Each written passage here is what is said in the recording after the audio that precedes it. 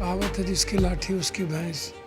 CBI के investigation के सवाल पर भी यही बात है। रामविलास जी के नेतृत्व में बहुत बेहतरीन उन्हें सीखने का मौका मिला।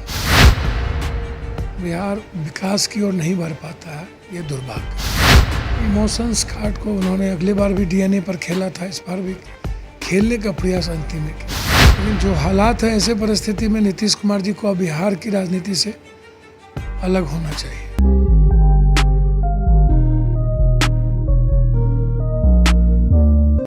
आज सुबह सुबह जो है चिराग पासवान ने एक बयान जारी किया, अपने ट्विटर अकाउंट से एक ट्वीट किया, जिसमें उन्होंने कहा कि 10 तारीख को मुख्यमंत्री नीतीश कुमार को उनका आवास खाली करना होगा। इसके अलावा उन्होंने कहा कि बीजेपी और एलजेपी के साथ वो 10 तारीख को जो है सरकार बनेगी। इस पर आपका क्या कहना है?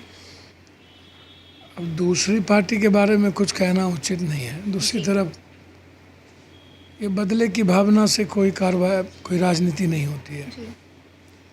नीतीश कुमार जी 3 बार सीएम रह चुके हैं, केंद्र में मिनिस्टर रहे हैं। राजनीति में बदला नहीं होता है, विचारों का मतभेद है। नीतीश कुमार जी भी लगातार बदले की कार्रवाई करते रहे हैं और ये राजनीतिज्ञों का और दल का ये बड़ा ही क्रूर चेहरा हो जाता है। कहावत है जिसकी लाठी उसकी भैंस।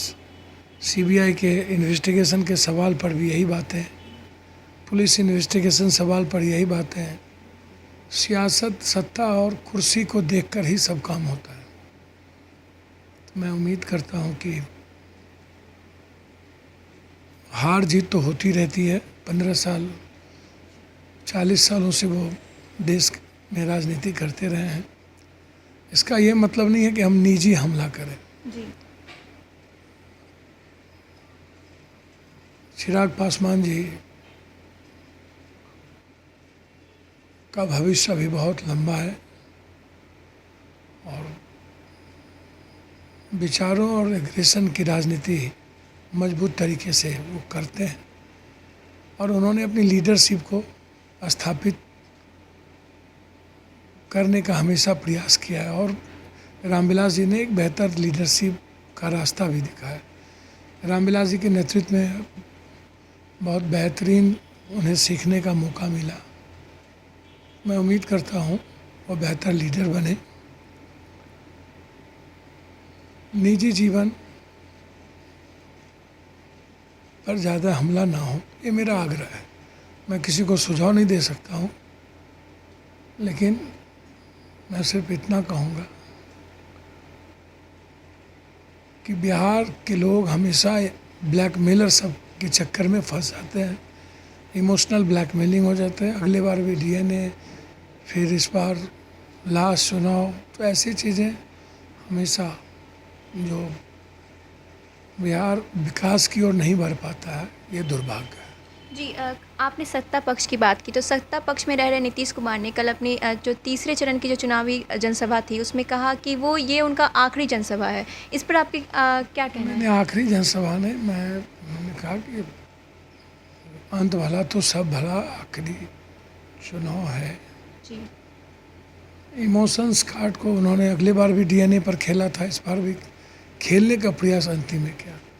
मैं बार बार कहता हूँ कि जब विल पावर कमज़ोर हो जाए, एक थका हुआ, कमज़ोर, मजबूर इंसान जो किसी पर आश्रित हो जाए, और बेहतर बिहार या बेहतर देश या बेहतर काम नहीं कर सकता। उस मुझे लगता है कि